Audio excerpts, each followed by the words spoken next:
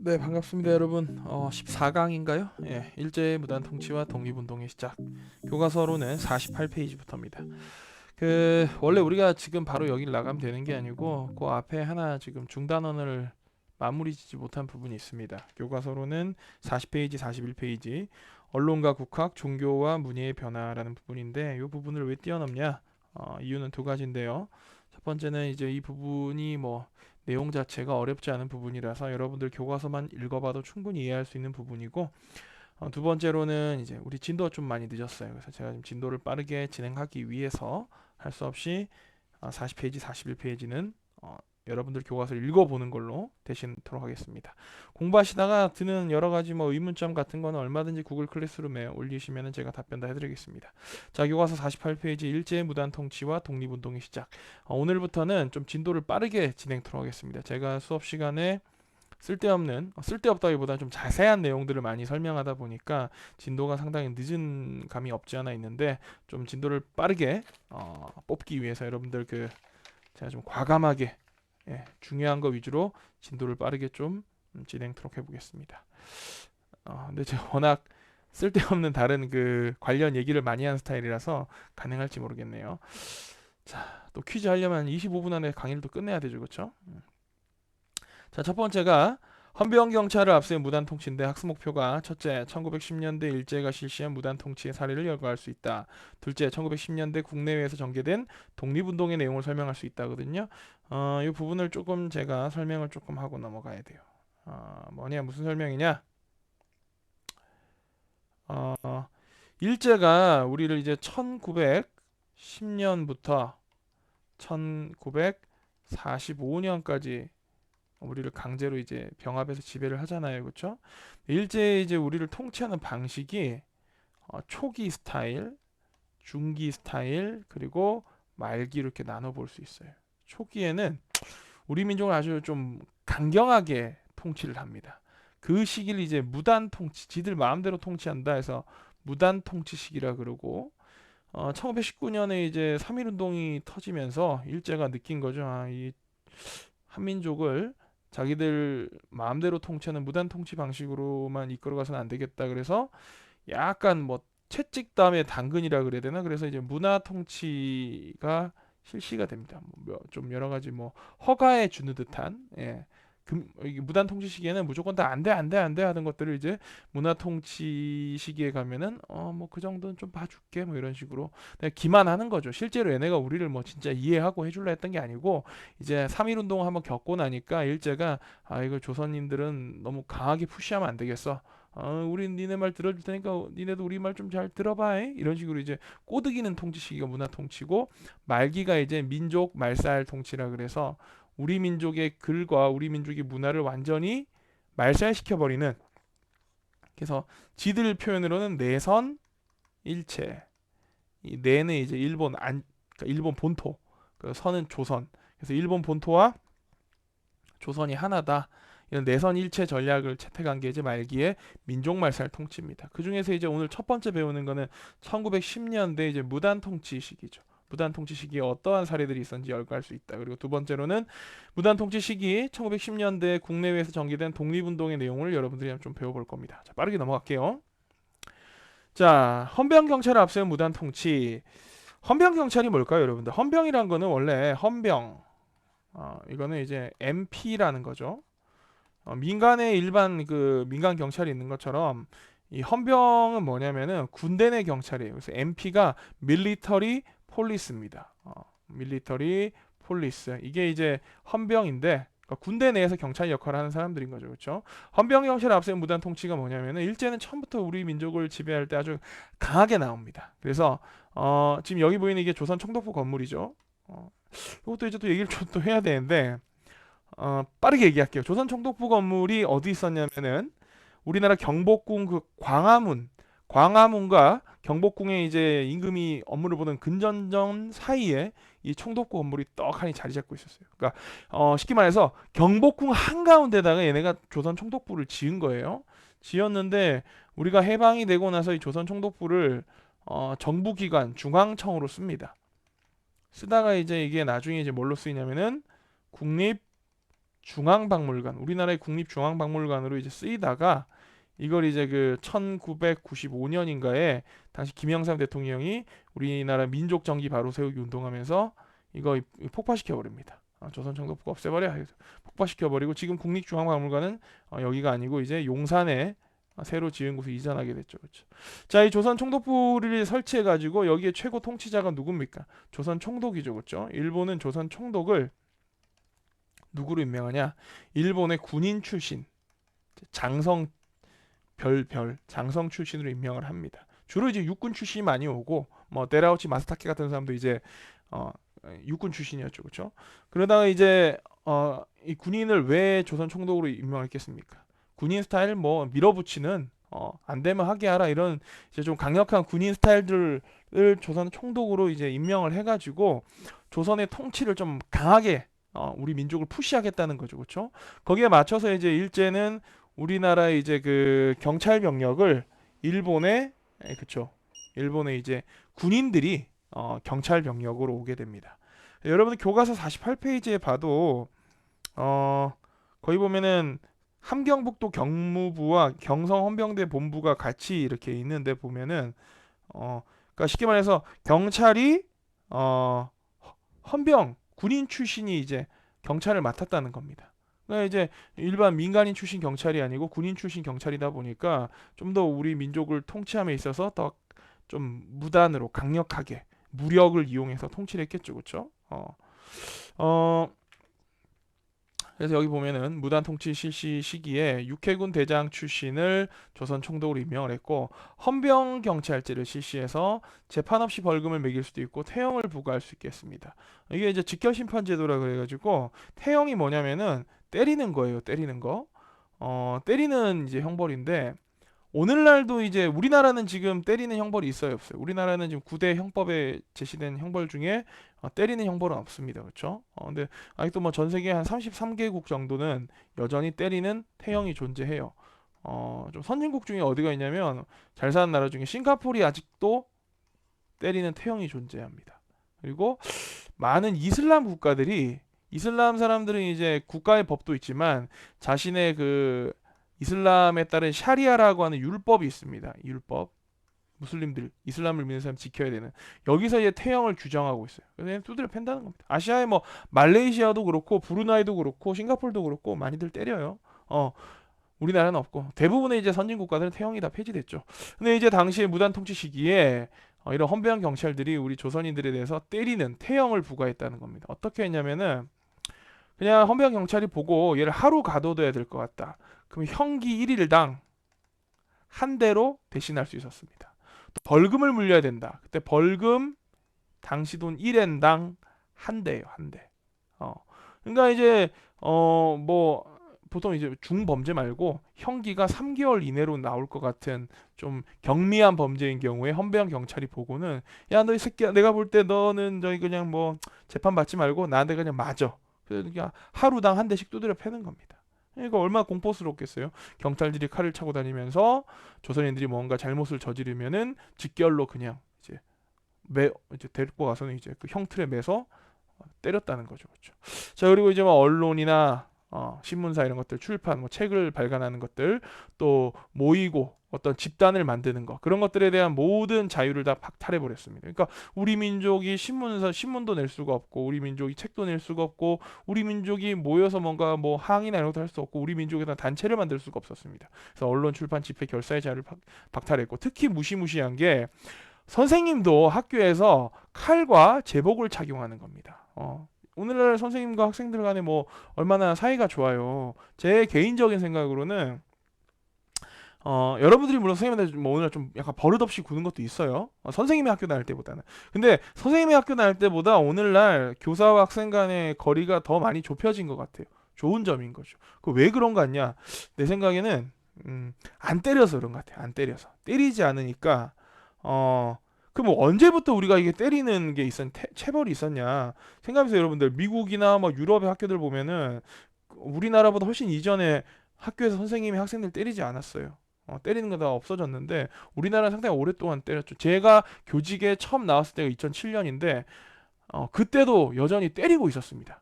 선생님도 솔직히 말해서 그때 학교 나왔을 때 때렸어요, 애들을. 근데 때리는 이런 분위기가 언제 만들어졌냐면은 이런 일제 무단 통치 시기에 교사가 칼을 딱 차고는 제복을 입고 와서 학생들 앞에서 뭔가 무력적인 이런 무단으로 너희들을 내가 무력으로 지배하겠다 이런 어떤 분위기를 보여주면서 그때부터 좀 학교 내에서 체벌이 좀 뭐랄까 활성화된 것 같아요. 물론 쌤 아닙니다. 뭐 김홍도 단원 김홍도의 서당 그림에 봐도 훈장님이 회초리를 들고 이렇게 종아리를 때리지 않습니까? 뭐 그런 것도 있었지만은 그렇다고 훈장님이 칼을 차고 수업에 들어오시지 않았잖아요, 그렇죠? 얼마나 무서웠겠어요. 여러분들 지금 생각해봐요. 선생님 같이 덩치 큰 사람이 뭐 여기다가 칼을 차고 들어와 수업에 무섭지 않겠습니까?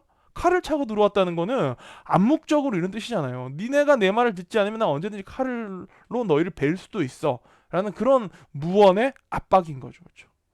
그 정도로 우리 민족을 무단으로 통치했다는 겁니다. 자, 그리고 당시 이제 무단 통치 시기에 일제가 토지조사 사업을 실시합니다. 토지조사 사업이 뭐냐면은 쉽게 말해서 우리나라를 털어먹기 위해서 얘네가 좀 만들어낸 시스템인데 뭐 명분은 이거예요. 명분은 조선에는 무슨 토지재당이 제대로 정비가 돼 있지 않다. 이게 누구 땅인지 이게 개똥이네 땅인지 말똥이네 땅인지 안 돼 있으니까 우리가 전국의 토지를 조사해서 확실하게 소유권이 누구한테 있는지를 좀 분리하겠다. 정리해 주겠다라는 거지만 이게 얼마나 말도 안 되냐면은 생각해 보세요. 이렇게 했어요. 얘네가 이제 토지조사 사업을 하는데 토지조사 사업은 신고제였습니다. 신고제. 자, 언제까지 기간을 줍니다. 그 기간 안에 이 땅의 주인이 당신이라면 당신이 이 땅 제 땅입니다. 라는 증빙 서류를 가지고 뭐 하세요? 신고하세요. 라는 신고제요. 그럼 그 기간 안에 신고 못하면 어떻게 될까요? 그 땅은 총독부가 몰수해 갑니다.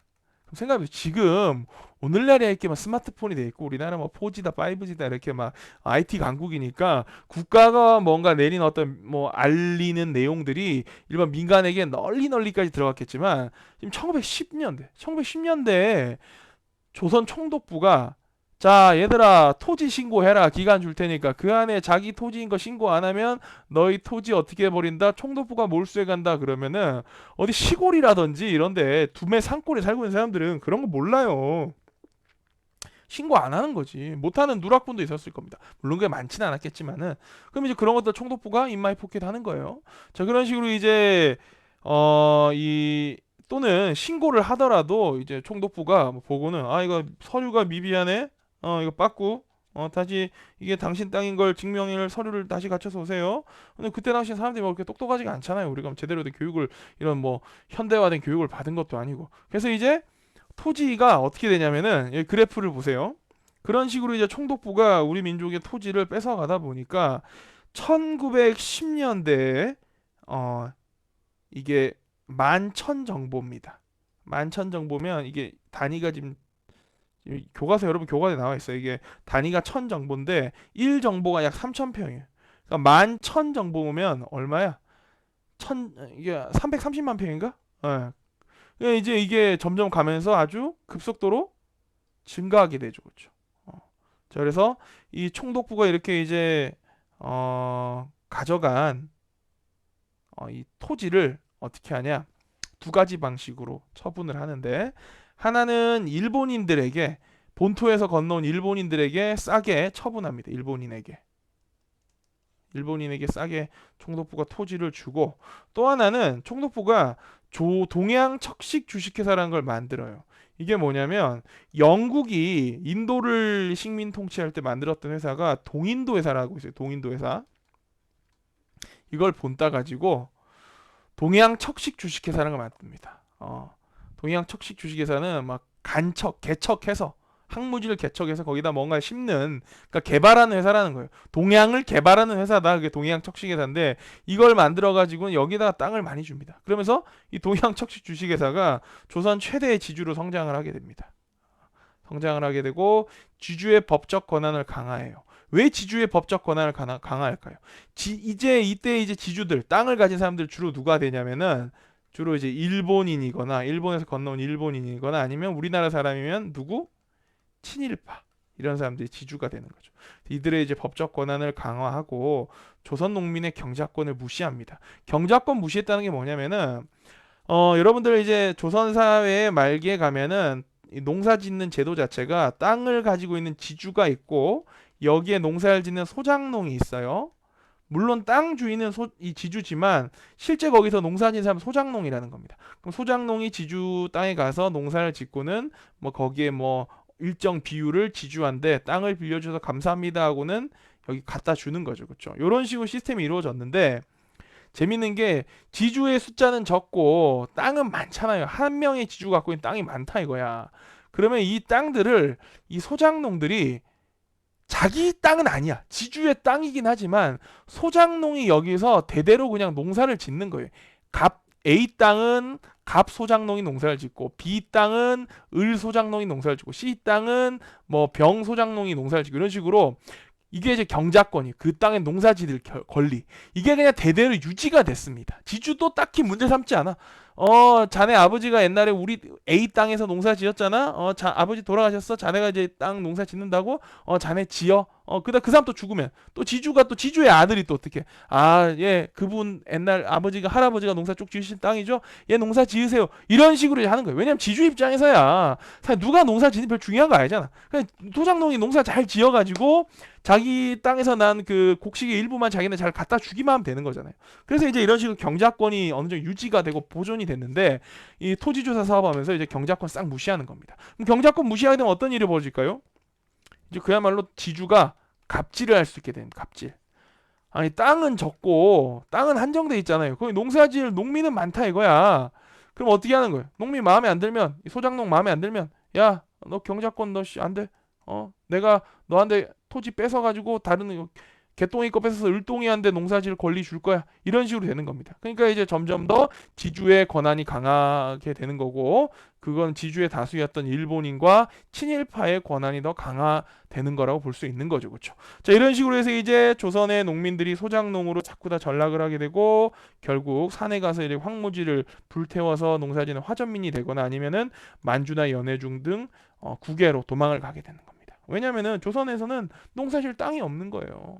더 이상 지주들의 막 그 일본인 지주나 조선인 지주의 등살에 시달려야 되고 그래서 이제 해외로 내가 차라리 땅을 개척해서 황무지를 개척해서 해외에서 농사를 짓겠다고 해외로 이제 많이들 가는 겁니다. 자, 그것뿐만 아닙니다. 또 무단 통치 시기엔 또 어떤 짓도 하냐?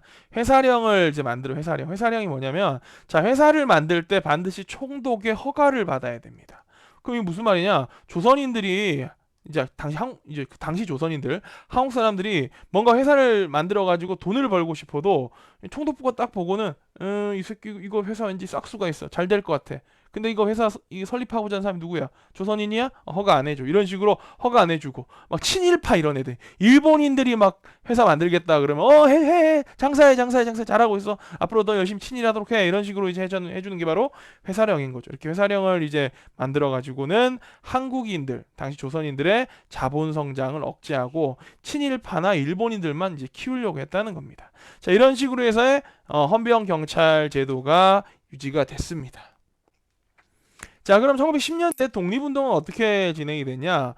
국내에서는 힘들죠. 국내에서 이렇게 막 칼 차고 댕기고 이렇게 무서운데 걸리면 그냥 직결 처분을 줘 패는데 국내에서 뭘 잘 못하는 거죠. 해외로 나가는 겁니다. 그래서 국내에서는 이제 비밀결사 조직이라 그래가지고 대한강복회나 독립의군부가 있었고 주로 이제 활동들은 해외에서 많이 일어납니다. 그래서 해외에 가면은 만주와 연해주 여기가 만주와 이쪽 러시아 쪽 연해주 지역을 따라서 독립군 기지 건설 운동이 일어나서 산위안푸 삼원보라고 하는 곳입니다. 여기에 신민의 회원 중심의 신흥강습소가 성립이 되는데 이 신흥강습소가 나중에 이게 신흥무관학교가 됩니다. 이게 신흥무관학교인데 이 학교 되게 유명한 학교예요. 왜냐하면 이 신흥무관학교가 무관학교니까 뭐 군사훈련만 시킬 것 같은데 종합적인 학교인데 좀 더 무장 투쟁을 위해서 이제 독립운동을 위해서 어떤 뭐 군사 훈련을 좀 더 많이 시킨 학교예요. 자, 그래서 이 신흥무관학교에서 많은 독립운동가가 배출이 됩니다. 그 신흥무관학교 오늘날 우리나라의 명맥을 잇고 있습니다. 서울에 있는 대학 중에서 경희대학교가 있어요. 경희대학교가 이 신흥무관학교의 이 맥을 이은 학교입니다. 자, 그리고 이제 또 용정이라고 하는 만주의 용정, 룽징, 중국 룽징이라는 명동학교 등이 이제 만들어내서 민족 교육을 실시하고 독립의식을 고취했다. 뭐 이런 거 이제 여러분 다 외워야 되냐? 이게 참 애매한 부분이긴 한데 한국사 시험 준비하거나 공무원 나중에 시험 준비할 사람들은 이런 거 다 외워야 돼. 이런 데서 다 나오고. 우리는 근데 지금 뭐만 알면 되냐? 우리는 그냥 이것만 알면 돼요. 만주와 연해주에 이 일대를 중심으로 해서 많은 학교가 만들어지고 독립운동을 위한 여러 집단 단체들이 만들어졌다. 그 중에 특히 유명한 게 바로 신흥강습소, 나중에 신흥무관학교가 되는 이 학교가 중요한데 이 학교 왜 중요하냐면 이 학교에서 나중에 독립운동가들을 많이 배출했다. 뭐 그 정도만 알면 됩니다. 자, 그러면 자, 이렇게 이 외에도 이제 뭐 중국 본토에서는 대동단결 선언이라는 걸 발표하고 미주 지역에서는 뭐 대한인 국민회가 조직돼서 신문도 만들고 독립운동 자금도 모았다. 뭐 그러니까 해외 곳곳에서 독립운동을 위한 여러 움직임들이 있었다 정도 알아두면 되는 겁니다.